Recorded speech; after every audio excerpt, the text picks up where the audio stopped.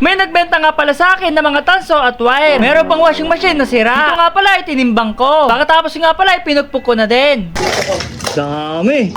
For this video nga pala ay nagko-computer dito si Tampo. Lagi na lang pala ako inaagawan. Oras na sana ng aking pag-e-edit. Kaya naman naisip ko na buuin yung isa. Dito nga pala ay kinuha ko. Ito nga pala yung pinakauna kong computer. Bubuksan ko nga pala ito para kay Tampo. Ang sabi pa naman sa akin ni Tampo na tansuin ko na lang daw ito. Dito nga pala ay kanto yung makukuha ko tanso. Kaya naman naayusin ko na lang. Para sa ganun tigisan na kami ni Tampo. Dito nga pala ay binabaklas ko na. Binibidyoan ko nga pala para matandaan ko. Kumuha na nga pala ako dito ng wallet. Dahil ito nga pala gagamitin ko sa motherboard. Kami na nga pala itong alikabok. Ito nga pala meron na ako nakitang chocolate at sticker ni Tampo. Kaya naman binigay ko nga pala ito sa kanya. Dito nga pala ay magugustuhan niya ito. Dito nga pala ang dami ko na nga pala dito binabaklas. Bale binibidyoan ko nga pala ito mga katampi para nga pala matandaan ko. Di kasi maalam dito mga katampi. Kayo ba mga katampi, maalam ba kayo sa mga computer? Dito nga pala ay nabaklas ko na. Bale ayun nga pala yung mga pyesa. Dito nga pala ay nililinis ko nga pala yung cover. Dahil nga pala sobrang dami nga pala ng alikabok. Okay lang naman ito mabasa. Wag lang yung mga wiring. Habang nagbabaklas nga pala ako dito, ang dami ko nakita mga tanso. Subalit nga pala ikakaunti. Kaya naman hindi ko nga pala ito sisirain. Tamang brush nga pala ako dito ng motherboard. Dito nga pala tinetesting ko. Buti nga pala yung okay. Kaya naman tamang ligpit nga pala ako ng mga kalat dito. Dito ko nga pala siya ilalagay para nga pala tabi kami ni Tampo. Para magiging computer shop na ata to. Anong bebenta mo?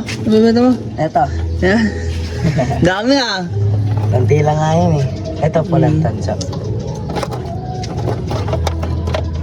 Meron pa dito, hindi pa nababak. Ano, babaklasin mo to? Bibenta na ng buo yan. Ah? Buo, bebenta ang buo. Mahirap maklasin siya eh. Dryer. Hindi ko nga alam presyo ano to eh. Kilo lang sa amin yan eh, doon sa amin. 700 kilo yan eh. Hindi na nga marunong paano kilo. Dito nga pala, hindi na nga pala ako nabili. Subalit naisipan ko na nga pala din ito. Kasi nga sayang nga pala punta nila. Baka kasi marami magpuntahan dito. Kaya naman last nabili ko na nga pala ito mga katampi. Dito nga pala itinimbang na namin. Meron nga pala dito ang kakaibang tanso. Kulay pink nga pala. Dito nga pala sinama ko na. So ayan mga katampi kasi yung bigat nga pala ng binenta ko kahapon. Kaya naman okay na siguro to. Dito nga pala pinakita nga pala sa akin yung dalang niyang dryer. Di pa nga ito nababaklas. Subalit tinatamad nga pala ako magbaklas. Kaya naman hindi ko nga pala siya binili. Mihilig lang talaga ako mangolekta ng tanso. Dahil nga pala yun ang gusto ng aking mga anak. Ito pa yaw. Ah, meron pa. Meron pa, madami itong Tingnan wire. mo na. Dami oh. Nahulog nga natin doon. Dito natin hulog oh. Tingnan natin. Dami. Ano, may milipan pa, tas mouse. Ayos yan, ayos. Ayos. Kasama Ayos. dito ko. Dito mo yan. So yun guys, sabi kasi nila kapag bibili ka daw ng tanso, eh kailangan mo daw check. Kaya naman, eh check na natin siya. Goods naman, goods. Goods, goods. Ito. Goods. Ito. Wala naman, goods naman guys. So.